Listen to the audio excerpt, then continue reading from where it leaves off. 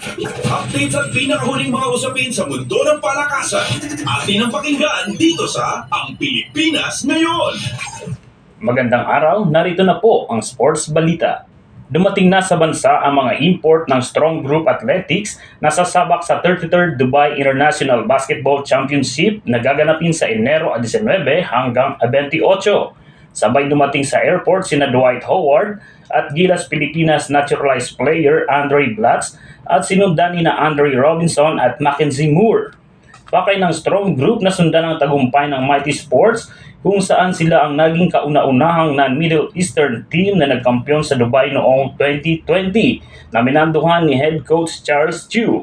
Malaki ang tiwala ni Chiu sa 38 anyos na si Howard dahil sa kanyang matinding karanasan sa NBA kung saan ginawaran ng 3 Defensive Player of the Year awards, 5 All-NBA First Team at 8 All-Star selections. Tampok pa ang isang NBA championship ring. Bukod sa mga standout na imports, tampok din ang palabang local roster sa pangunguna ni UAAP Season 86 Most Valuable Player at Finals MVP na si Kevin Cambao. Updates at pinakahuling mga usapin sa mundo ng palakasan. Atin ang pakinggan dito sa Ang Pilipinas Ngayon. Samantala, uumpisahan na ni Filipino tennis star Alex Yala ang kampanya nito sa qualifying round sa Australia Opening ngayong Martes na gaganapin sa Melbourne Park sa Melbourne, Australia. Tatapatan ng Asian Games double bronze medalist Swedish Rebecca Peterson sa first round ng qualifying na gaganapin sa Rod Laver Arena. Unseeded si Yala papasok sa qualifying habang si Peterson ay number 18 at kasalukuyang nasa ika-128 sa Women's Tennis Association's ranking or Association Rankings. Ang 28 anyos na si Peterson ay 2 beses nang nakapasok ng knockout stage ng Australian Open kung saan umabot siya hanggang second round. Kaya't mapapalaban ng gusto ang 18 anyos na si Yala na ikalawang beses pa lamang sasabak sa qualifying ng torneo. Unang sumabak si Yala sa Australian Open qualifiers noong nakalipas na taon kung saan sinabak siya kaagad ni Misaki Doi ng Japan sa bisa ng 6-4, 6-7 at 3-6. Updates at pinakahuling mga usapin sa mundo ng palakasan. Atin ang pakinggan dito sa Ang Pilipinas Ngayon.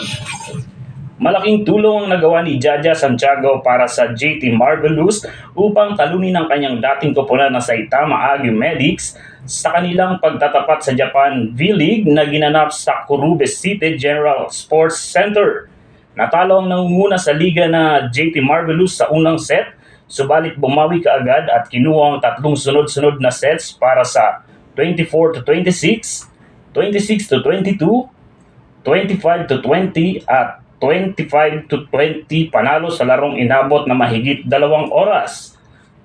Nakapag-ambag si Santiago ng 14 na puntos galing sa 10 kills, 3 block at isang ace habang nangunguna sa scoring department si Yukiko Wada kung saan nakapagtala ito ng 23 puntos kasama ang 19 na kills para sa JT Marvelous.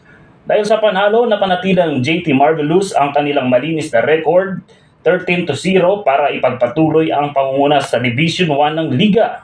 Napanatili naman ni Santiago ang kanyang posisyon bilang top blocker ng Liga sa kanyang average na 0.85 block per set at pinaka-efficient attacker na may 58.5%. Susubukan ng JT Marvelous na gawing 14 ang kanilang panalo laban sa Kurube Aqua Fairies itong darating na Sabado, ika-13 ng Enero. Updates at pinakahuling mga usapin sa mundo ng palakasan. Atin ang pakinggan dito sa Ang Pilipinas Ngayon. At yan ang pinakahuling balita sa larangan ng palakasan. Para sa Radyo Pilipinas World Service, ito po si Jay Arevalo.